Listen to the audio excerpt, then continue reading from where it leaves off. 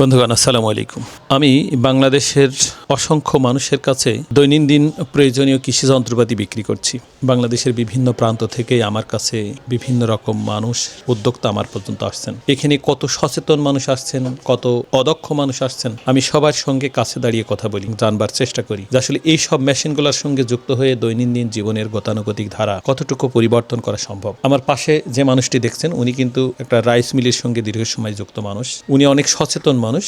উনি আমার কাছে এই মেশিনটি গ্রহণ করতে আসছেন। এই মেশিনটি কিন্তু উনি এর আগেও ব্যবহার করছেন, আবার নতুন করে সংযুক্ত হবার জন্য আমার পর্যন্ত আসছেন। আমি ভাইয়ের কাছে শুনবো যে ভাই কেন এই মেশিনের সঙ্গে যুক্ত হচ্ছেন, বা কতদিন ধরে রাইস মিলের সঙ্গে যুক্ত মানুষ, কতটুকু তার প্রত্যাশিত জায়গা পূরণ করতে পেরেছে, সেই সব বিষয় নিয়ে বিস্তারিত কথা বলবো। ভাই আসসালামু আলাইকুম। ওয়ালাইকুম আসসালাম। আপনি ভালো আছেন?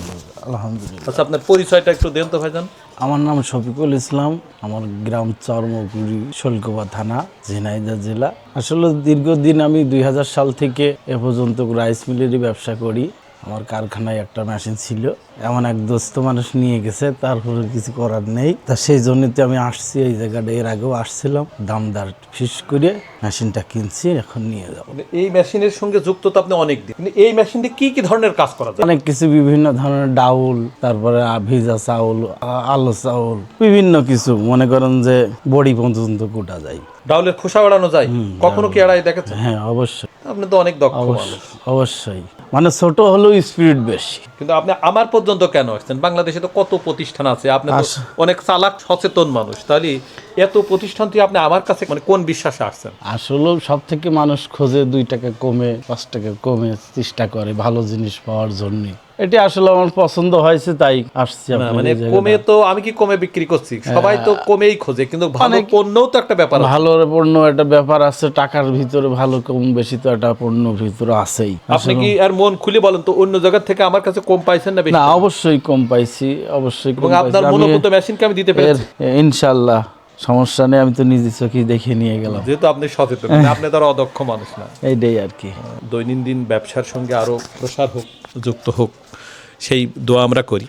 কিন্তু ভাই আমার পর্যন্ত এসে মেশিনটি যে আর একদিন দেখেছিলেন, আজকে গ্রহণ করলেন। ভাই অবশ্য নিজের কাছে উনি প্রশ্ন রেখে উত্তর পেয়েছেন যে অবশ্যই জিতেছেন এবং ভালো পণ্য গ্রহণ করেছেন। ভাই যেটা বলতে চাচ্ছেন আর কি। ভাইজান, আমার কাছে কি কি ধরনের মেশিন আপনি দেখলেন? যাক, অনেক ধরনের মেশিনই আছে আপনার কাছে। আমি প্রত্যেকটি মেশিনের ব্যবহারিক নিশ্চয়তা দিয়ে কিন্তু বিক্রি। জি, অবশ্যই। সেই সুবাদে আপনি ক্রয় করে হেরে যাননি বলে মনে করছেন? জি না। দর্শক বন্ধুগণ, অবশ্যই ভাইয়ের জন্য দোয়া রাখবেন। ভাই সংগ্রামী মানুষ, অন্তত আমাদের দেশের অধিকাংশ মানুষই কিন্তু জীবন যুদ্ধে টিকে থাকবার জন্য লড়াই করে। এদেশের খুব কম সংখ্যক মানুষই হাজার কোটি বা অনেক কোটি টাকার স্বপ্ন দেখেন। মানুষের সংখ্যা খুবই কম আমাদের দেশে। আমরা নিম্নবিত্ত থেকে মধ্যবিত্তের পরিবারের যারা মানুষ বা পর্যায়ের যারা মানুষ, তারা কিন্তু কোটি কোটি টাকার স্বপ্ন দেখে না। দৈনন্দিন জীবনে কোনো রকম একটু স্বাচ্ছন্দ্যে জীবনযাপন করতে পারলেই মহাখুশি। কিন্তু আমি যতটুকু অনুভব করি যে এই মেশিনের সঙ্গে যারা যুক্ত হন বাংলাদেশের বিভিন্ন প্রান্তের মানুষ, সেই সব মানুষগুলো যদি সচেতন হয় বা বুঝে নেওয়া শিখে যায়, তাহলেই কিন্তু সঠিক গন্তব্য পৌঁছানো সম্ভব। আমি এভাবে বলি যে ভাই যেমন এই যন্ত্রটি বুঝে গ্রহণ করলেন, বা উনি যাচাই বাছাই করে নিতে পারলেন।